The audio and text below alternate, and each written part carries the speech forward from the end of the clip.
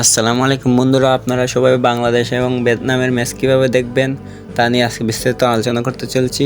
তো বাংলাদেশ 180তম দল আর ভিয়েতনাম 108তম দল। তো র্যাঙ্কিং কিন্তু অনেক এগিয়ে আছে ভিয়েতনাম। তো দেখেন ভিয়েতনামের বিপক্ষে আমজাদ চৌধুরী খেলবেন কিনা। আমজাদ চৌধুরী খেলবেন 21 তারিখে আওয়ার কথা ছিল তিনি, কিন্তু 21 তারিখে আসতে পারেন নাই। বাংলাদেশের ক্যাম্পের মধ্যে ভিয়েতনামে আমজাদ চৌধুরী 24 তারিখ আসবেন, আসে ট্রেডিং করবেন। কোচ কাবরেরার এখনই লাস্ট দুইটা ম্যাচ সিঙ্গাপুরের বিপক্ষে এবং ভিয়েতনামের বিপক্ষে। তারপরে কোচ কাবরেরার ম্যাচ শেষ বাংলাদেশের টিমের সাথে। তারপরে নতুন কোচকে আনবে বাংলাদেশ, দেখা যাবে। বাংলাদেশ এবং ভিয়েতনামের ম্যাচের সময়সূচি জানেন।